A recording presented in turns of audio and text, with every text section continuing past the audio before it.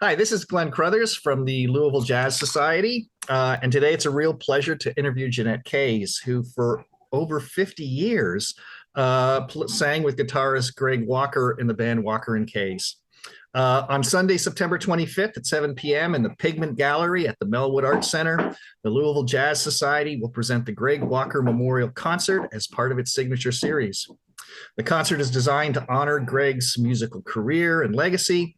And what better way to understand Greg's contributions to the Louisville jazz scene than to talk to his favorite musical collaborator, Jeanette Kays. So thanks so much for talking to me today, Jeanette. Thank you for the opportunity. I love it. I love talking about music and Walker and Kays in particular. Great. Well, could you tell me first about when and how you and Greg first met and how you began playing together? Oh, he loved to tell these stories. He loved to tell stories. But the first time I actually met him, there was a guy by the name of Quentin Sharpenstein who played bass and tuba and a bunch of other instruments. And he said to me, "You love guitar players, right?" I said, "Of course I do. My dad played guitar." And he said, "Well, I'm working with a guy right now I think you should meet. His name is Greg Walker, and we're playing a gig at Keith's Landing, which was a restaurant out on Shelburne Road somewhere." So anyway, a couple of weeks later, my husband and I went and sat there in the audience and listened to Greg. And by that time, Quentin was off doing something else. So it was Greg and another bass player. And after about an hour, my husband, Jim, turns to me and says, "You'd give your ITs to work with this one, wouldn't you?" And I'm like, "Well, yeah, I think so." So anyway, we chatted with him for a few minutes, complimented him, etc. And then shortly after that, I was in the studio doing a jingle, and Greg was called in to kind of work with that jingle a little bit, and we talked again. And then he called me later and said, "I need a singer for Saturday night, just one Saturday night. Are you available?"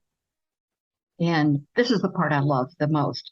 I said, "Well, let me check my schedule. Okay, I think I'm available on that Saturday." I hang up the phone and I'm like, "Yes!" And we worked together ever after that. Yeah. We rehearsed at least a couple of times a week when we were on the road. We rehearsed every day. We were always putting together something. Right. Well, when I saw you and Greg play together, I was always struck by your musical chemistry. You guys always were able to bounce ideas off each other, musical ideas, and you always seemed to be in sync. How did you two develop that empathy? Was it there from the start? It was pretty much there from the start. Our first rehearsals were on the phone. He would call me or I would call him and say, "I've got this song, and here's what I think we should do." And we would just talk about it on the phone. We get on the stage and we just do it. I pretty first on could sort of read his mind where he was going musically. And I remember saying to him, because we were just doing pop stuff at first, and I remember saying to him, "I'm going to take some chances here.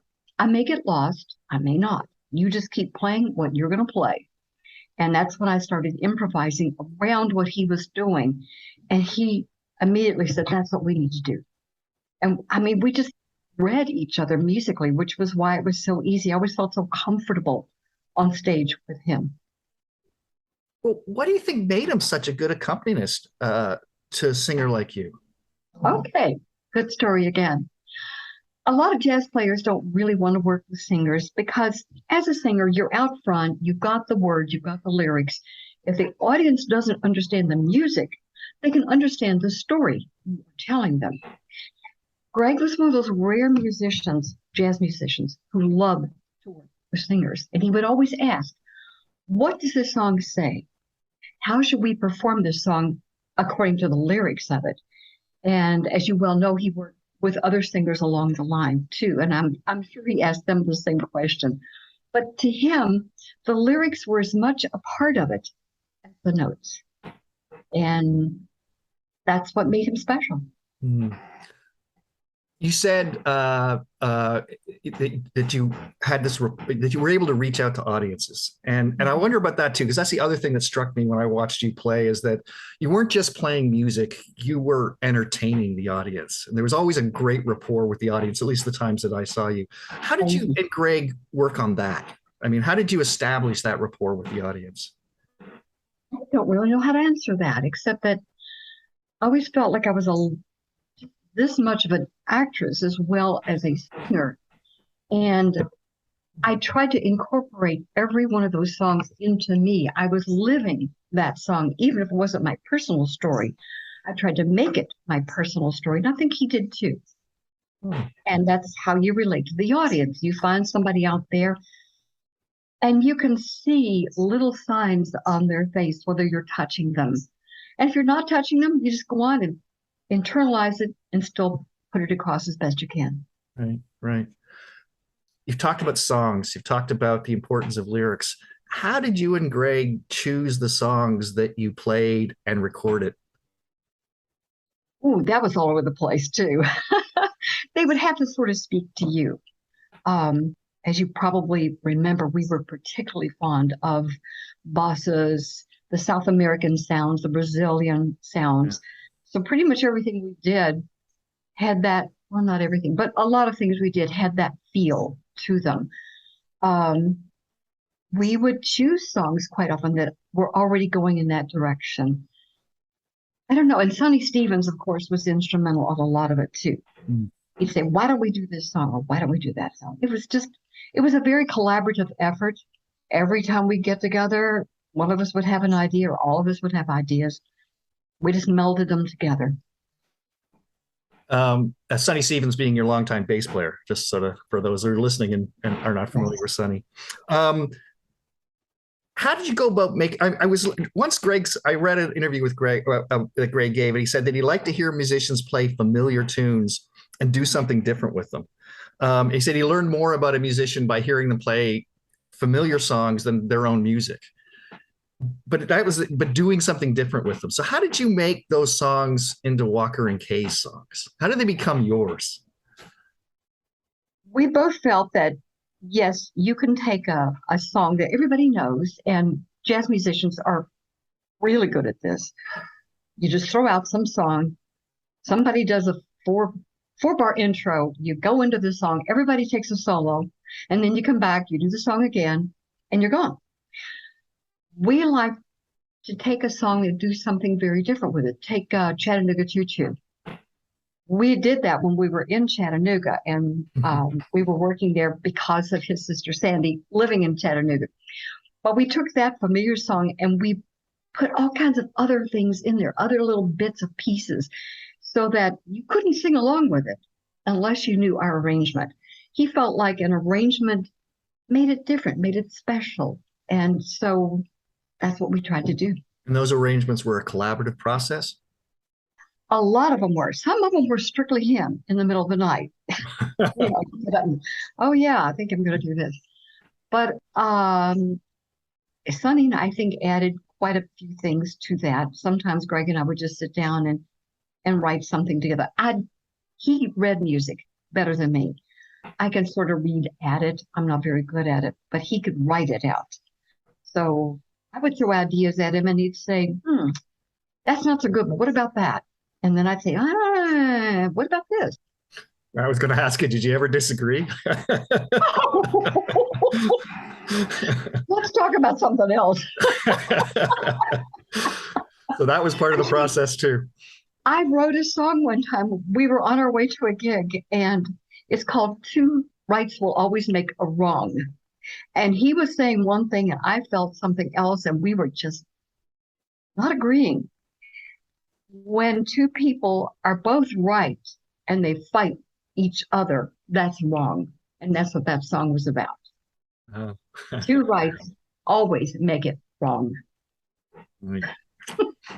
So that, again, that was part of the process, the sort of the butting heads sometimes. Oh, yeah. You have to. I heard a thing many, many years ago. If two people totally agree on everything, one of them is not necessary. Yeah. So Yeah. I think we were both necessary. Absolutely. Absolutely. Um, a number of people have described Greg as a really self-critical player. That he was always critical of his own playing and never entirely satisfied with it. How do you think that critical posture contributed to his playing and to your collaboration? Hmm. Well, I think if you're totally self-satisfied, you're never going to grow. If you criticize yourself or you find little things where you could improve, then you're going to grow.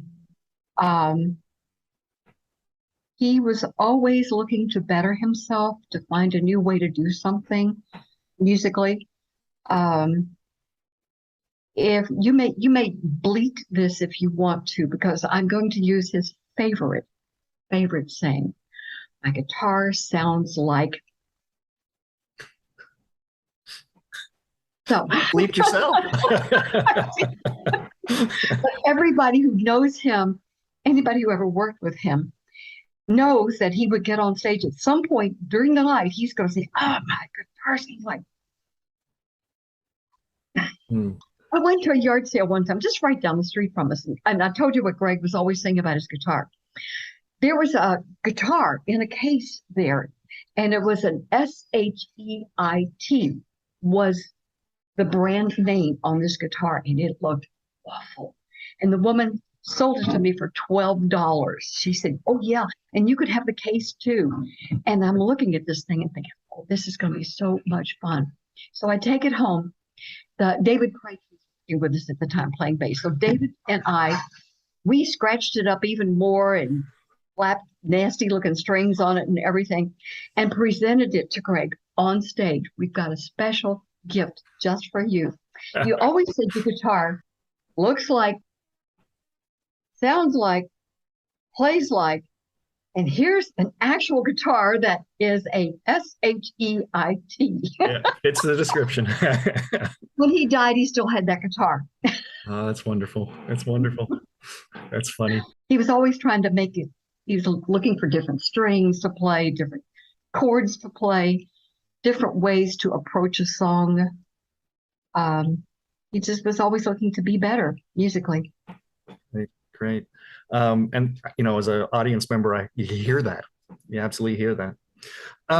Let me ask you a sort of final sort of question just to summarize. When you think back over your musical career with Greg, do any moments stand out as particularly memorable? Like, what do you appreciate most about your years with playing with him? I think the creativity, I miss that creativity. Mm. As I said, when we were on the road, we rehearsed every day, even when I was dragging a baby along with me. The baby would be in a crib or whatever, and we'd still be rehearsing. I miss all that collaborative creativity because it brought me joy. It was like, I don't know, a brand new day every day. Rehearsals. I miss rehearsals. That's wonderful. That's what wonderful memories Yeah. to have. Oh, I could write a book on memories, good, bad, and whatever. Most of them very, very good. Interesting. My son, one of my kids, he said, I don't think I can make the concert, and I hate that because he was always Uncle Greg to me. Oh, yeah. He was part of our family. He was always here. That's just wonderful. It's so nice to hear you express that emotion. It really, and again, as an audience member, you could feel that, well, love on the stage. You could feel that rapport you guys had. Yeah, Hear it. our love for music was the bond that we had. It's wonderful. Well, thank you so much for your time today, Jeanette. It's wonderful talking to you. It's been a real treat to talk about your musical career with Greg. Thank you for the opportunity, and I hope everybody can make it to the concert. It's going to be rather special, I think. Yeah, so it's on Sunday, September 25th at 7 p.m. at the Melwood Arts Center. We'll have a chance to remember and celebrate the musical legacy at the Greg Walker Memorial Concert. The concert will feature musicians with whom Greg played and collaborated over the years, including Terry O'Mahony on drums, Doug Elmore on bass, Craig Wagner on guitar, and singers Carly Johnson and Sarah Stivers. It's going to be a great Louisville Jazz Society show. And you're going to be there too, I hope. I will be there. I will be there, definitely. I couldn't miss this. Great. Well, thank you again so much for your time and your insights. Thank you, Glenn. Thank you for the opportunity. Well, I'm talking today with Terry O'Mahony, who will be playing at the Greg Walker Memorial Concert on Sunday, September 25th at 7 p.m. at the Pigment Gallery in the Melwood Center, and it's part of the Louisville Jazz Society's signature series. So, Terry, it's great to talk to you tonight. Can you tell me a little about how this memorial concert for Greg Walker came about? Well, as many of the Louisville Jazz Society members may know, Greg Walker was a fixture on the Louisville jazz scene for many, many decades. He was a great jazz guitar player and a bon vivant and a raconteur. He always had a story or a joke to tell, and a lot of it was, related to the jazz life.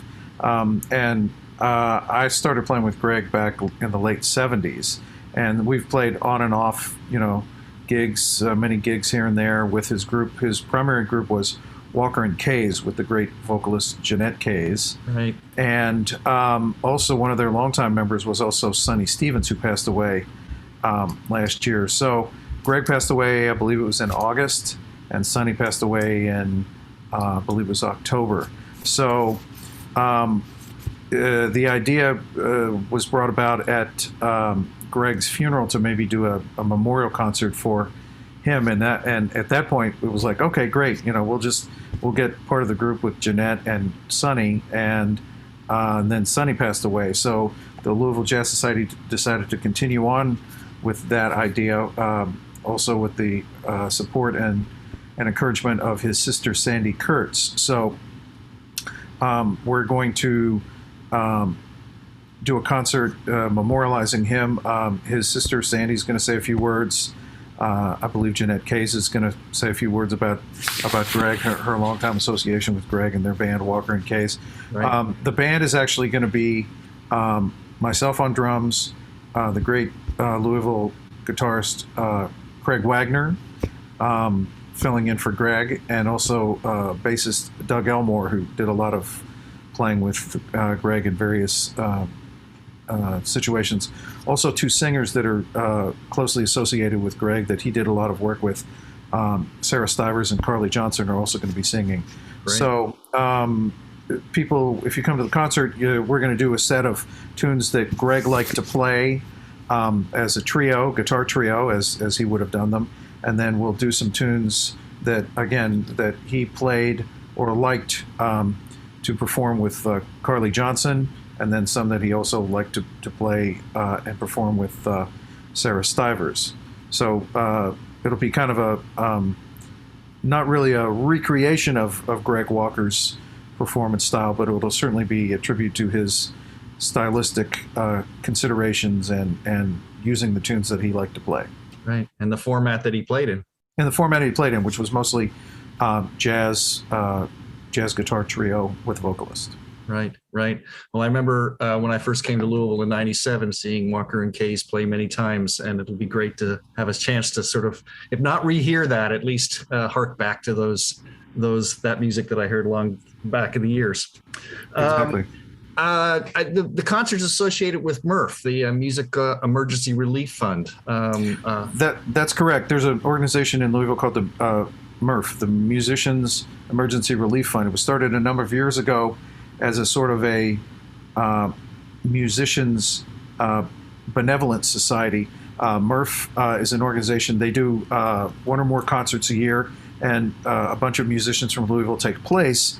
And then if any of those musicians who take part in the concert need relief, like from from like medical issues, or if they're in a car accident and need some help, if anybody can apply to that fund for assistance, with their personal issues, if they've fallen on hard times. And in fact, Greg's sister Sandy has raised some money, and MRF is actually going to be giving a monetary award called the Greg Walker Memorial Award at the concert. So in addition to hearing about Greg, and I believe there are going to be some photos of Greg and probably some funny stories about Greg told at the concert. We'll be hearing some music, and also Murph will be giving out the Greg Walker Memorial Award. Well, beyond the music and the memories, it's nice that that's a good legacy for Greg Walker here in this town. Exactly. Right. Well, thank you so much for talking to me tonight, Terry, and we look forward to the show on September 25th. All right, we'll see you at the concert. Thanks.